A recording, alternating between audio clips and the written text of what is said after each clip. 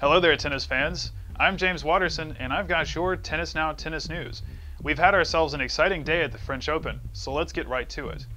I think most people would consider today's match of the day to be the epic clash between world number 1 Rafael Nadal and the big serving John Isner.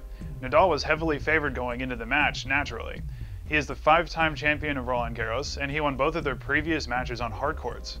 Yet conditions are a bit different at this year's French Open. The warm temperatures helped speed the ball up, and the court seemed like it was playing a little quicker than normal, so Isner wasn't entirely without hope.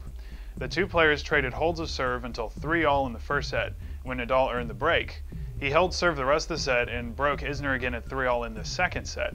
Unexpectedly, Isner managed to break back, and he dominated the tiebreaker.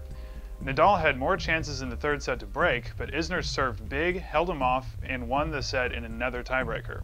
But Nadal never gives up, and he earned a pair of breaks in the fourth and another in the fifth to come back. Interestingly enough, this was Nadal's first ever 5-set match at Roland Garros. In the other matches, young American Ryan Harrison took a set from Robin Soderling, the world number 5. Sam Querrey beat Philip Kohlschreiber, and Nicolas Almagro fell to the 122nd ranked Lucas Kubot in 5 sets. Now on to the ladies' results. There were some big upsets today. 2008 French Open champ Ana Ivanovic and Roland Garros semifinalist Dominika Cibulkova lost in the first round. Now Ivanovic fell to 64th ranked Johanna Larsson from Sweden 7-6, love 6-6-2. Yes, you heard that right. Ivanovic actually won the second set at love, but she was unable to carry that momentum over into the final set.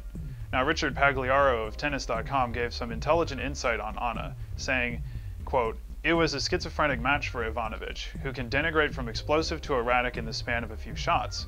This is in part because her serve can stray, and her biggest weapon, her forehand, is struck so flat. If her timing is slightly off, she gets a bad bounce or doesn't finish the shot fully, she can misfire."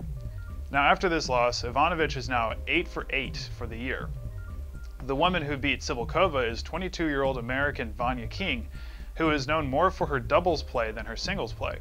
With the win, King joins 3 other American women, Bethany Maddox-Sands, Varvara Levchenko, and Jill Krabus in the second round. Maria Sharapova, Victoria Azarenka, Janina Wickmeyer, and Kim Clijsters were among the top-seeded women who actually did advance today into the second round.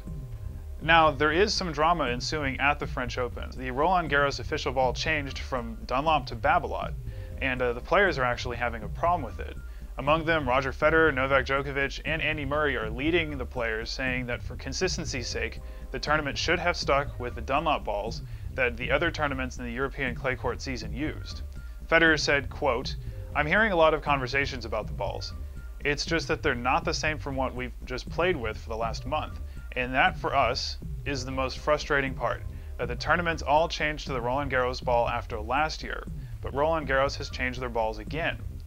The Babolat balls are said to be faster, harder, and will give more of an advantage to the bigger servers. Perhaps that's why Isner was able to do so well against Nadal today." Murray concurred with this statement, saying, "I just think for the player's joints, your wrist, elbow, and shoulder, it makes sense to stick with the same ball. I don't have a problem with the ball. The ball probably helps me. The ball is quite fast. But I would just rather we played with the same ball throughout each part of the season. On the grass, I'd rather all the tournaments stay with the Schlesinger ball. That's what I would prefer, and I think that's what most of the tour would prefer." And now it's comment time again. Do you think the new Roland Garros balls make a real difference, or are the professionals just being unnecessarily picky? Leave your comments below, and for the most up-to-date tennis news, results, analysis, and match previews, check us out at www.tennisnow.com.